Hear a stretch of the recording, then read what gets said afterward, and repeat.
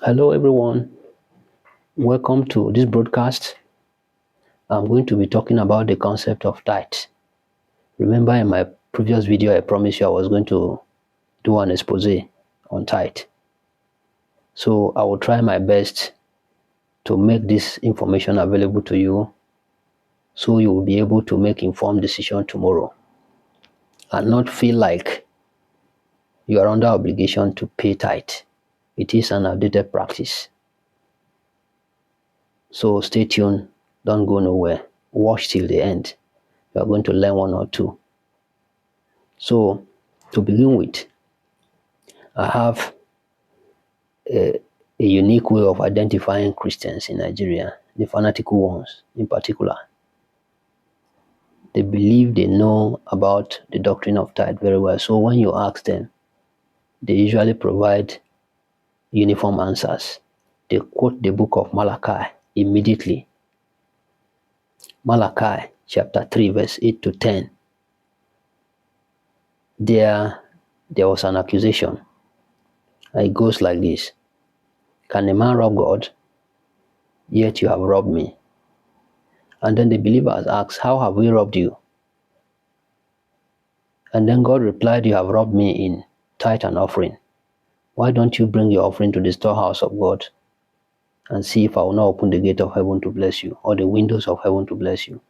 So I am paraphrasing here. So when you read a verse that begins with an accusation, it creates a sense of heightened urgency. And if you are gullible, you want to act almost immediately to correct the error which you believe you are making. And these people are very clever. You might want to ask, why this uniformity in the responses of these Christians?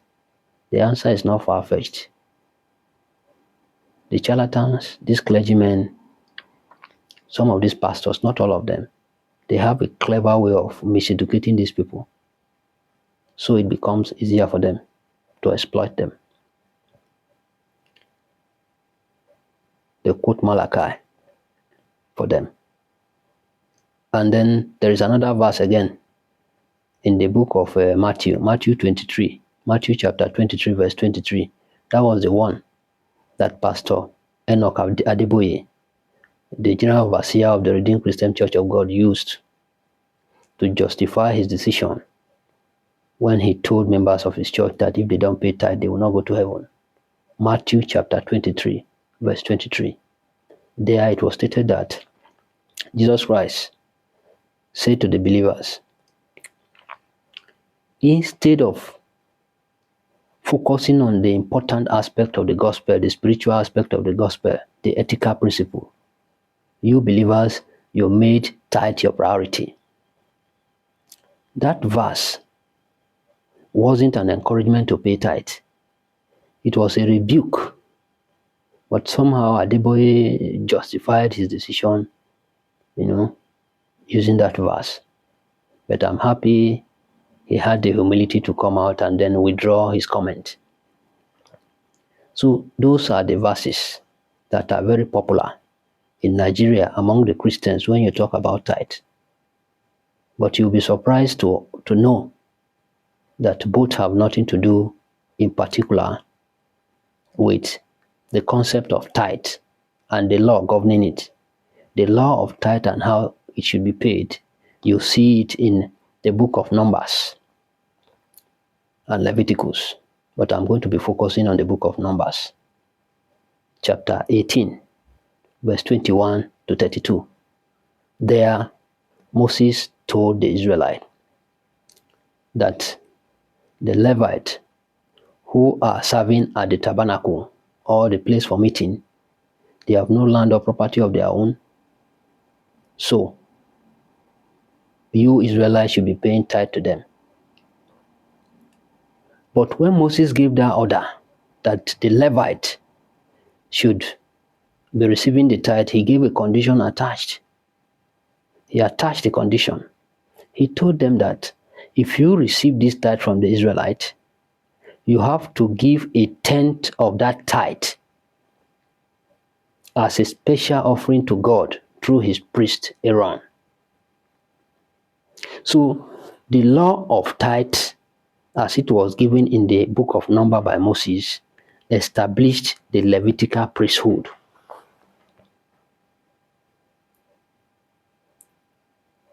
And they are the one to be receiving tithe. The Israelites have an obligation to pay tithe to the Levites because they were serving at the tabernacle. So I want us to understand something here. There is a difference between when you are doing something under obligation and when you are doing it voluntarily.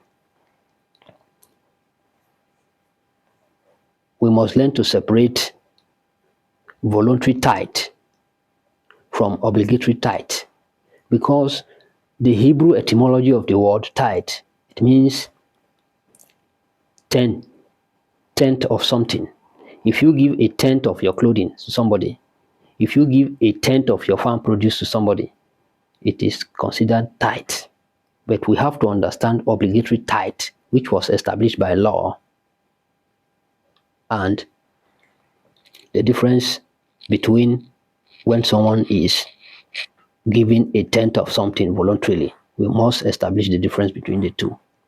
It is like you have a prescription from a doctor to be doing exercise, and then someone is doing exercise voluntarily without a prescription from anyone.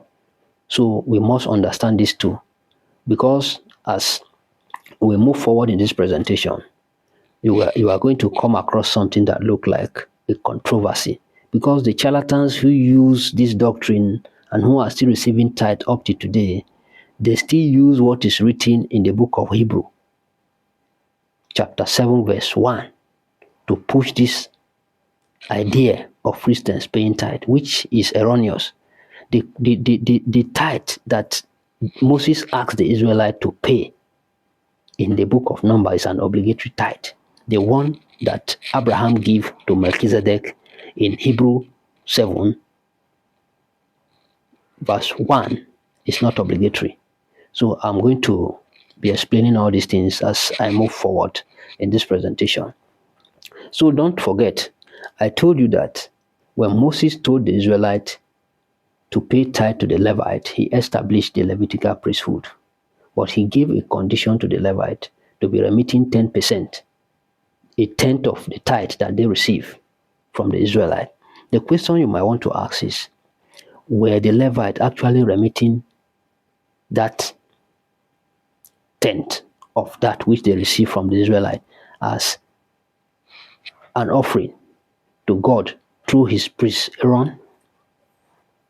Could it be that the accusation in Malachi 3, verse 8 to 10, was actually directed at the Levite, those who were receiving this tithe, and not the person paying the tithe?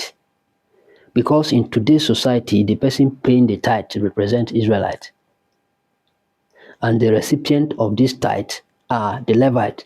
So between the person paying the tithe and those receiving the tithe, who was the accusation in Malachi 3, verse 8 to 10 directed at? Because in the book of Hebrew, chapter 7 down, you are going to see that the Levitical priesthood was replaced with the one of Melchizedek, which is the priesthood of our Lord Jesus Christ. So let's move from the book of Numbers now to the book of Hebrew. Hebrew chapter 7, verse 1 to 14. I will read verse 1. I will talk about verse 1. Then I will also go and talk about verse 11 to 14. I want to talk about verse 1 in particular because there it was stated that Melchizedek, the high priest, saw Abraham. Abraham was coming from conquest. He went to war, conquered the king, and then he was coming back with proceeds from war. So that Melchizedek blessed Abraham. And then Abraham gave him a tenth of everything. So I want us to know the difference now. If you give a tenth of everything in Hebrew, it is still considered tithe. But the question is it obligatory tithe or not? Because the one that the Israelites were asked to pay to the Levite was obligatory tithe. But here in Hebrews 7, verse 1, Melchizedek the high priest blessed Abraham, and then Abraham gave a tenth of everything to him. So could it be that Abraham was giving this 10% as a gesture of appreciation for the high priest blessing him? Is that tithe obligatory? So that is what some of these pastors are using today to push through the doctrine of tithe. It benefits them, so they don't want to leave it. Then you are going to see clearly for yourself as we move down.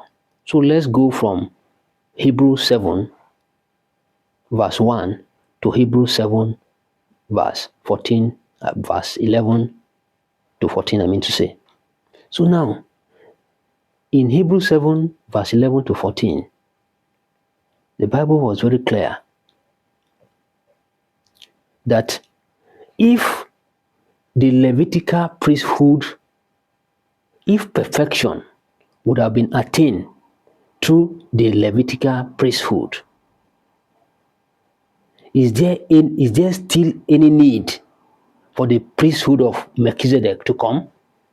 Because in Hebrews 7, the priesthood of the Levitical priesthood was replaced with the one of Melchizedek. That is what I'm trying to say now. That because perfection could not be achieved with the Levitical priesthood, God decided to replace the Levitical priesthood with the one of Melchizedek. I'm talking about Hebrews 7, verse 11 to 14 now. And the Bible went further there, that it was on the basis of the Levitical priesthood that the law of tithe was given. Since the law has changed, since it has been replaced with the one of Melchizedek, the law should also change. So why hasn't the law of tithe changed? Why are people still paying tithe up to today? The priesthood of the Levitical priesthood is no longer valid because it is being replaced with the one of Jesus Christ, the high priest. And there, even in the book of Hebrews 7, if you read from 1 to 14, you are going to come across where the Bible tried to tell us that Jesus Christ is not a Levite. He came from the tribe of Judah. And don't forget, the obligatory tithe that the Israelites had to pay, they were only to pay this obligatory tithe to the Levite. But Jesus Christ is not the Levite. The question is, the pastors, the clergymen today who are receiving tithe in the name of Christ, could they be accused of blasphemy? Because they are associating Jesus Christ with what for me is completely wrong. Perfection could not be attained via the Levitical priesthood, so it was replaced with the one of Melchizedek, the high priest. And that since the Levitical priesthood is the basis for which the law of tithe was given, now that it is being replaced with the one of Melchizedek, the law should change. Why hasn't it changed? Why are we still paying tithe? So that is what I want to tell you. Then there are other verses in the Bible that also made it clear that a Christian is not under obligation to pay tithe. So I'm going to take you to the book of the Acts of the Apostles, chapter 15,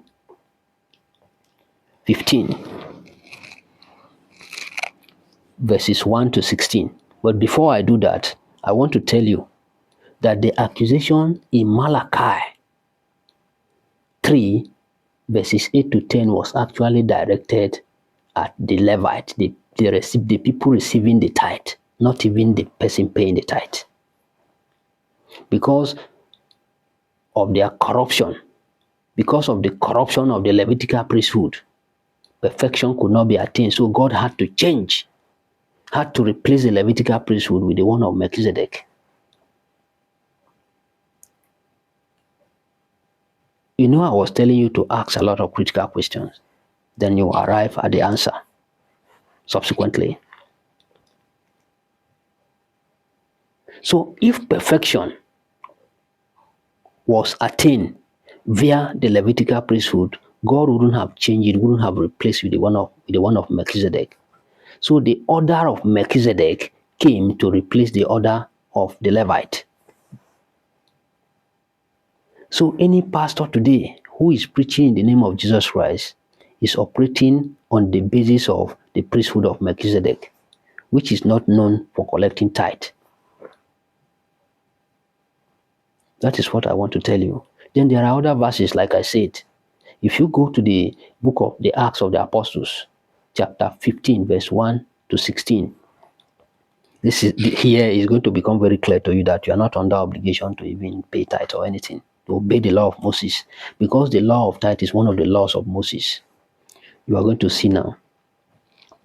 Act of Apostles, chapter 15, verse 1 to 16. It's a story about the newly converted Gentiles. So what happened was that Paul, Silas, and Barnabas, they were among the people overseeing the conversion of the Gentiles into Christianity. So, the Pharisees, as usual, with their longer throat, they came and told Paul, Silas, and Barnabas, when they were holding a meeting, that these newly converted Gentiles, for them to be called Christians, they must be circumcised and follow the law of Moses. Paul said no. Silas, they say no. Paul told them that insofar as they believe they are Christians, that once you believe in Christ, you are purified. He even went as far as saying that, why do you want us to place on them the burden that our ancestors and ourselves could not carry? That was Paul going as far as telling them that this law of Moses you are talking about is even a burden. Read Acts of Apostles, chapter 15, verse 1 to 16. You are going to see what I'm telling you there. So one of the laws of Moses is the law of tithe. The Pharisees came, they told Paul, Silas, and Barnabas, these newly converted Gentiles, for them to be called Christians, they must be circumcised and follow the law of Moses. They say no, it's not like that. So these are the things that you must understand. Then I will take you to another story. The story of the woman who committed adultery. In the book of John chapter 8, verse 1 to 11. They came with the woman and the Pharisees as usual, and they told Jesus Christ, this woman has committed adultery. According to the law, she should be stoned to death. What do you think about it? Jesus Christ told them, any one of you who has not committed sin before should be the first person to stone the woman. And then one by one, they disappeared. And that's my problem with some of this doctrine. It is not possible for a woman to commit adultery without a participating partner. Where is the man that she committed the adultery with? These are the issues. I asked some of these questions. And they say, Theophilus, you are too critical. You ask a lot of questions. So, that is what I have to tell you about tithe. Jesus Christ here disobeyed the law of Moses. He said, any of you without sin should be the first to stone that woman who committed adultery. They all ran away. The Pharisees went to Paul, Silas, and Barnabas and said, look, before these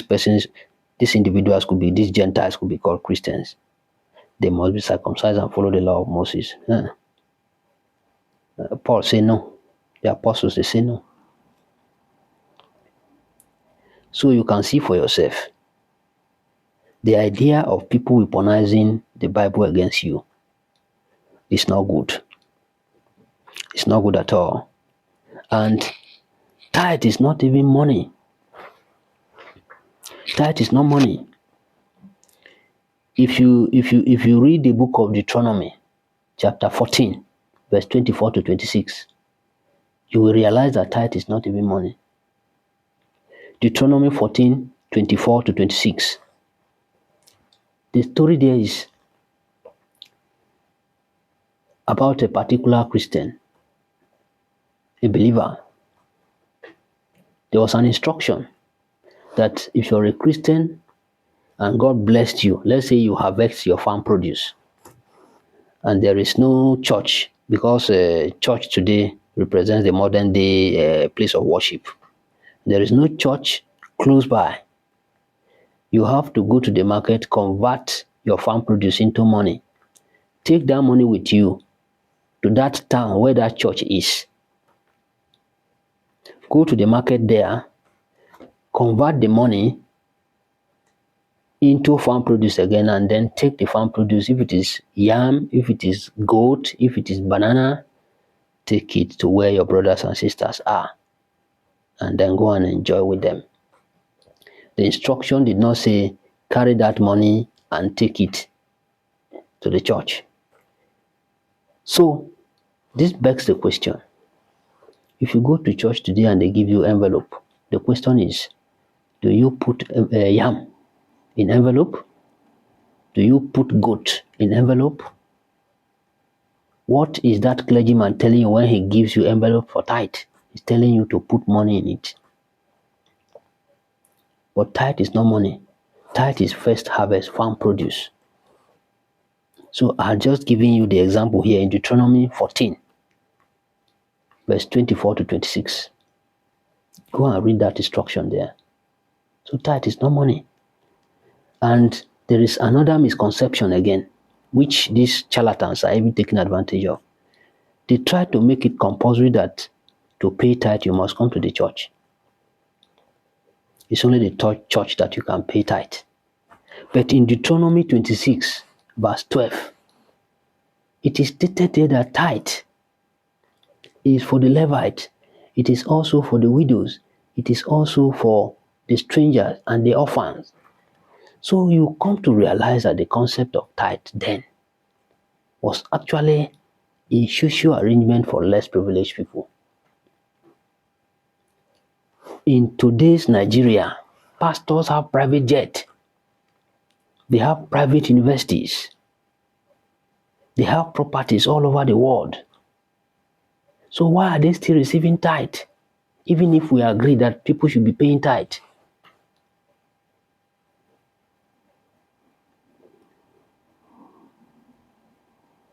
So that is what I have to tell you about the concept of tithe.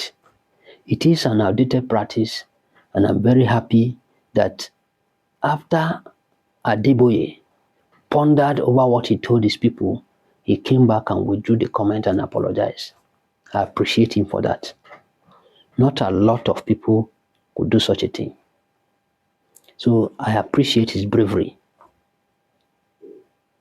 I could have asked him to pay restitution, because when Zacchaeus deceived people as a tax collector, he paid restitution. But given our context in Nigeria, for Adeboye to have the courage to even say it was a mistake, I'm very happy. And I have no issue with the man. It is not all the pastors in Nigeria that are like that. I want you to know that. Pastor Sam Adeyemi of the Daystar Christian Center, when Adeboye made that pronouncement that if you don't pay tithe, you will not go to heaven, the man told his church members the truth, that this thing is not true. Pastor Sunday Adelaja is not in that category of pastors who tell people you must pay tithe or you will not go to heaven. I've read many of his books. Sunday Adelaja. There is one I read recently. Can't remember the title accurately. I think it says money can't make you rich or something like that. And he was very, very unequivocal in his submission about the idea of tithe being an outdated practice and not compulsory. So The purpose of this video is not to tell you not to give money to your pastors or your clergy. Assist them, those of them who deserve it. All I want you to know is don't feel guilty because someone is telling you if you don't do this thing, you will not go to heaven. It's not compulsory. It's an outdated practice. In the book of Proverbs, it's written there, kindness to the poor is an act of worship. So if you want to give to somebody voluntarily, you can give. It's not a problem. But don't allow anybody use tithe as a weapon against you. If you don't pay tithe, nothing will happen to you. You are not under obligation to pay tithe. So why are we obeying the law of Moses selectively?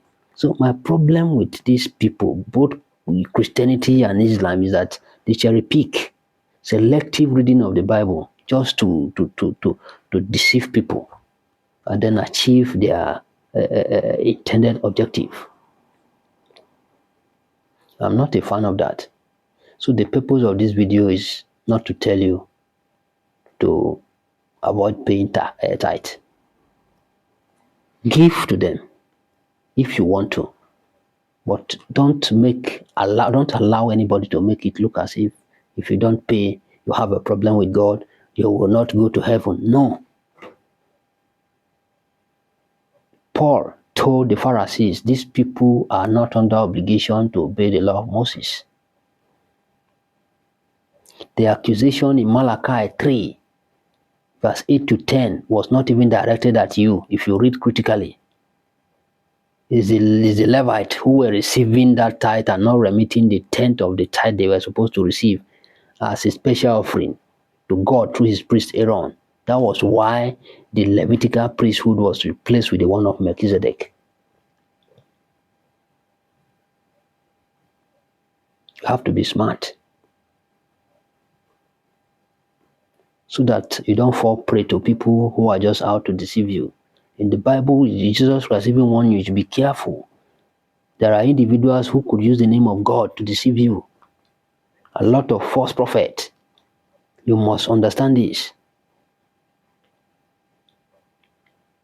Pay attention to how people behave around you. People have built universities today, private universities. Pastors have private universities in Nigeria, private jet. How did they get this money? And the unfortunate thing is that even members of their church can't even afford the tuition fee to attend these universities. This problem I'm talking about is more rampant in the Protestant movement, where they don't seem to have a consistent system of ethical doctrine. Today, anybody could wake up, open his own church in Nigeria, and begin to ask his members to behave in a certain way. So please, my people, thank you very much. I don't wish to prolong this video any longer. Share this video with your friends and family members. And I'm going to see you again in my next video. It is going to be about some of the important verses in the Bible that unfortunately our people are not talking about today. Verses that have to do with love, the true essence of Christianity. I'm going to do that last one, then I will stop talking about Christianity. Thank you very much once again, and God bless you.